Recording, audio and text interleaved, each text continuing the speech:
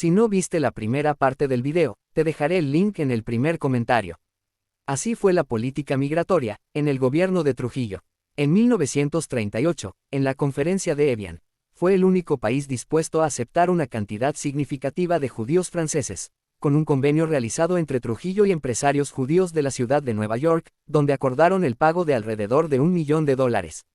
En 1940 llegaron a República Dominicana 750 judíos mediante un acuerdo firmado por Trujillo, que instituía la donación de 110 kilómetros cuadrados para los refugiados, que luego se asentaron en Sosúa. En 1939, terminada la Guerra Civil Española, se permitió la entrada al país de los exiliados del bando republicano.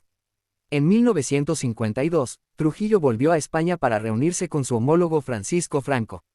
Este viaje buscó, entre otros asuntos, propiciar la inmigración de españoles a República Dominicana. También fomentó la inmigración de agricultores japoneses a la zona de Constanza y Jarabacoa, después de la Segunda Guerra Mundial. El régimen de Trujillo amplió considerablemente el vedado del yaque, una reserva natural alrededor del río Yaque del Sur. En 1934, creó el primer parque nacional del país y estableció una agencia de guardia para proteger el sistema de parques. Asimismo, prohibió la tala de árboles de pino sin permiso. No obstante, detrás de esas actitudes ecologistas se dejó entrever la intención monopolista de beneficiar sus empresas privadas. En la década de 1950, el régimen de Trujillo encargó un estudio sobre el potencial hidroeléctrico vía la creación de represas. La comisión llegó a la conclusión de que solo las vías navegables de bosques podrían soportar las presas hidroeléctricas. La era de Trujillo significó un fuerte aumento de la deforestación y una pérdida masiva para los bosques nativos, que quedaron en manos de un pequeño grupo de grandes aserradores asociados con el dictador, quienes devastaron millones de hectáreas de bosques diezmando la flora y fauna. Después de su ajusticiamiento en 1961, la tala indiscriminada se reanudó en la República Dominicana. Los invasores quemaron los bosques para la agricultura y las empresas madereras talaron grandes superficies boscosas, hechos que terminaron reduciendo la potencial generación de energía hidroeléctrica en la República Dominicana. En 1967, el entonces presidente Joaquín Balaguer lanzó ataques militares contra la tala ilegal.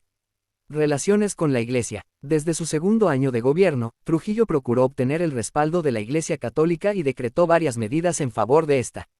Entre estas medidas estuvo el otorgamiento de subsidios por parte del gobierno. La Iglesia correspondió estos favores y esto le mereció la Orden Hierosolimitana del Santo Sepulcro, otorgada por el arzobispo de Santo Domingo Monseñor Adolfo Noel, en agosto de 1931. Los inconvenientes de Trujillo con la Iglesia Católica comenzaron en 1932, con el nombramiento del padre Rafael Castellanos Martínez en sustitución de Monseñor Noel, quien no se sometió a sus dictámenes. Trujillo consideró la actitud del padre como un acto de rebeldía y retiró el subsidio a la Iglesia, a la vez que pidió a la Santa Sede la remoción de Castellanos y el retorno de Noel, quien a su retorno fue nombrado de manera vitalicia. El 15 de junio de 1954 Trujillo viajó a la Ciudad del Vaticano, para firmar un concordato con la Iglesia Católica, encabezada en esos momentos por el Papa Pío XII, quien le otorgó al dictador la Gran Cruz de la Orden Piana. Este encuentro le garantizó a la Iglesia Católica tener privilegios por encima de otras iglesias. El 31 de enero de 1960 todas las iglesias de República Dominicana se pusieron de acuerdo y mediante una carta pastoral mostraron su desacuerdo con el régimen. Trujillo respondió atacando mediáticamente a la Iglesia Católica y promoviendo protestas contra sus obispos. A finales de los años 1950, durante el régimen de Trujillo se creó una especie de policía secreta denominada Servicio de Inteligencia Militar, SIM, la cual tuvo como finalidad la represión política. La organización contó con varios agentes secretos y funcionarios de la dictadura con Johnny Aves como jefe. Aves se encargó en muchos casos de llevar a cabo las órdenes de represión y tortura de Trujillo, aunque muchos aseguran que a veces Aves actuó por cuenta propia. El Servicio de Inteligencia Militar atemorizó a la población en general mediante la tortura y contó con varios lugares para llevarlas a cabo, como la cárcel del 9 y la cárcel de la 40. Trujillo y el mundo. Después del genocidio de haitianos de 1937, Trujillo comenzó a tener problemas internacionales, en especial con los Estados Unidos, a pesar de ser un bastión del anticomunismo en el Caribe. Hamilton Fish, miembro de la Cámara de Representantes de los Estados Unidos, pidió a su gobierno la ruptura de relaciones con la República Dominicana si no se resolvía el conflicto con Haití. El 31 de enero de 1938, Trujillo firmó un acuerdo con el gobierno haitiano, mediante el cual se comprometía a una indemnización de $750,000 por la matanza, de los cuales solo fueron pagados $550,000. Durante la Segunda Guerra Mundial, Trujillo se colocó del lado de los aliados y declaró la guerra a Alemania, Italia y Japón, el 11 de diciembre de 1941. Si bien la República Dominicana no tuvo participación militar directa, este hecho determinó que el país se convirtiera en uno de los miembros fundadores de las Naciones Unidas. Trujillo alentó las relaciones diplomáticas y económicas con los Estados Unidos, pero mantuvo relaciones tensas con parte de América Latina, especialmente con Costa Rica y Venezuela. Mantuvo relaciones amistosas con Franco en España. A nivel internacional, el régimen priorizó a través de la policía secreta atentados contra figuras opositoras preeminentes en el exterior, entre ellos el atentado al presidente venezolano Rómulo Betancourt, en 1960, y el secuestro del español Jesús Galíndez Suárez, en Estados Unidos, el 12 de marzo de 1956. También mantuvo fuertes lazos con la dictadura de Somoza que imperaba en Nicaragua. En 1941, Eli Scott, que había recibido el apoyo financiero de Trujillo, sucedió a Stenio Vincent como presidente de Haití. Trujillo esperaba que Lescott fuera un títere, pero Lescott se volvió en su contra. Trujillo, sin éxito, intentó asesinarlo en 1944, y el gobierno haitiano hizo eco del hecho con la finalidad de desacreditar al régimen dominicano. Hacia el final de su gobierno, su relación con los Estados Unidos volvió a deteriorarse. El 12 de marzo de 1956, por órdenes de la dictadura, fue secuestrado el exiliado español Jesús de Galíndez, profesor de Columbia University y quien en ese entonces residía en Nueva York, representante del gobierno vasco en el exilio. Galíndez había escrito una tesis doctoral sobre la dictadura de Rafael Leónidas Trujillo, y al enterarse, lo mandó secuestrar, haciéndolo desaparecer más tarde. Este hecho hizo que los Estados Unidos rompieran las relaciones definitivamente con la dictadura. El 22 de diciembre de 1958, en la frontera dominico-haitiana entre Jimaní y Malpase, Trujillo y François Duvalier firmaron un acuerdo de mutua protección. El acuerdo estableció, entre otras cosas, que ninguno de los dos gobiernos permitiría en sus respectivos territorios actividades subversivas en contra de alguno de ellos, ni que los exiliados políticos realizaran propaganda sistemática incitando al empleo de la violencia en contra de sus respectivos estados.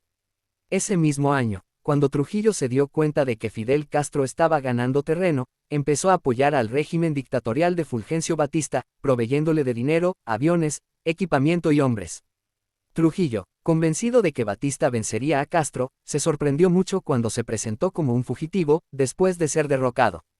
Trujillo mantuvo a Batista hasta agosto de 1959 como un prisionero virtual, y luego del pago de una cantidad estimada entre 3 y 4 millones de dólares, finalmente el dictador pudo viajar a Portugal, país que le había concedido un visado. El dictador fue utilizado por el gobierno estadounidense para intentar derrocar al entonces naciente gobierno revolucionario de Fidel Castro. Por su parte, Fidel Castro amenazó con derrocar a Trujillo, y este respondió aumentando el presupuesto para la defensa nacional. También, se organizó una legión extranjera para defender a Haití, ante la posibilidad de que Castro invadiera primero la parte oeste de la isla, para derrocar el régimen de François Duvalier. Intento de asesinato de Rómulo Betancourt. A partir de 1959, Trujillo comenzó a interferir cada vez más en los asuntos internos de otros países vecinos. Trujillo expresó un gran desprecio por el presidente de Venezuela Rómulo Betancourt, quien era un abierto oponente del dictador que había estado asociado con los conspiradores dominicanos. Trujillo desarrolló un odio obsesivo y personal hacia Betancourt y apoyó numerosos planes de los exiliados venezolanos para derrocarlo. Debido a esto, el gobierno venezolano llevó el caso en contra de Trujillo a la Organización de Estados Americanos. Esta situación enfureció a Trujillo, quien ordenó a sus agentes extranjeros colocar una bomba en el coche de Betancourt. El intento de asesinato, llevado a cabo el 24 de junio de 1960, hirió, pero no mató al presidente venezolano cuando se dirigía a un desfile militar en el Paseo Los Próceres de Caracas. El atentado contra Betancourt puso a la opinión mundial contra Trujillo. Indignados, los miembros de la Organización de Estados Americanos aprobaron por unanimidad romper relaciones diplomáticas con el gobierno de Trujillo, e imponer sanciones económicas a la República Dominicana. La relación con el dictador se había convertido en una vergüenza para los Estados Unidos, y las relaciones diplomáticas se rompieron de manera irreconciliable después del incidente de Betancourt. Los exiliados dominicanos celebraron un congreso en la Universidad de La Habana y conformaron el llamado Frente Unido de la Liberación Dominicana, con Ángel Morales como presidente. Su principal móvil fue gestionar ayuda militar ante los gobiernos democráticos de América Latina y el Caribe, para utilizarla contra la dictadura de Trujillo. Entre los miembros figuraba el cuentista y político dominicano, Juan Bosch, quien asumió las gestiones internacionales y viajó a varios países para reunirse con sus respectivos presidentes. El 21 de septiembre de 1947 el grupo de dominicanos en el exilio, junto a un batallón voluntario de militares armados, procedentes de Cuba y otros países de América Latina, partieron hacia Santo Domingo en un movimiento militar llamado Expedición de Cayo Confites. La expedición fracasó. Los expedicionarios fueron obligados a desembarcar, para luego ser apresados y llevados al recinto militar de Colombia, ubicado en La Habana. El 19 de junio de 1949 se realizó un segundo intento fallido para derrocar al régimen trujillista, terminando los expedicionarios apresados o carbonizados en un contraataque del ejército dominicano. El 14 de junio de 1959, varios hombres armados comandados por Enrique Jiménez Moya, aterrizaron en Constanza con la finalidad de derrocar a Trujillo. Días más tarde, el 20 de junio, desembarcaron en Maimón. Unos 144 hombres, dirigidos por José Horacio Rodríguez en la provincia de Puerto Plata, quienes llegaron en una lancha llamada Carmen Elsa. Luego de varios días de combate en contra del régimen, los expedicionarios fueron derrotados y trasladados a la base aérea de San Isidro, donde fueron torturados. Algunos sobrevivieron, pero luego la mayoría fueron fusilados. Ese mismo año, se formó en el país un grupo político de izquierda, llamado Movimiento 14 de Junio, compuesto por jóvenes que procuraban un cambio hacia la democratización del país.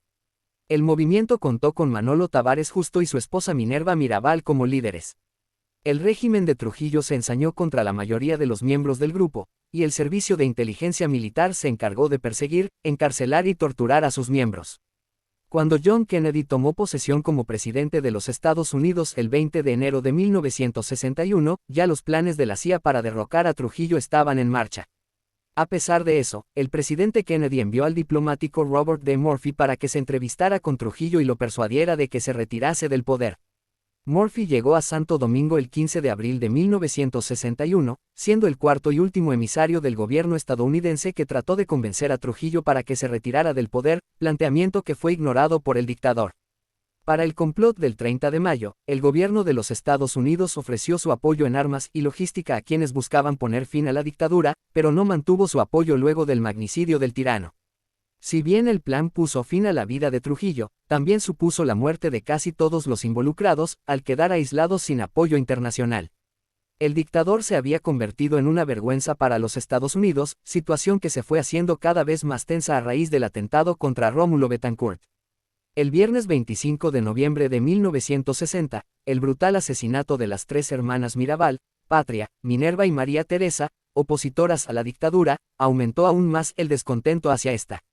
El martes 30 de mayo de 1961, a las 9:45 de la mañana de la noche, en el kilómetro 9 de la carretera de Santo Domingo a San Cristóbal, el auto en el que viajaba Trujillo fue ametrallado en una emboscada urdida por Modesto Díaz, Salvador Estrellas Adalá, Antonio de la Maza, Amado García Guerrero, Manuel Tunti, Cáceres Michel, Juan Tomás Díaz, Roberto Pastoriza, Luis Amiá Matió, Antonio Imbert Barrera, Pedro Livio Cedeño y Huáscar Tejeda.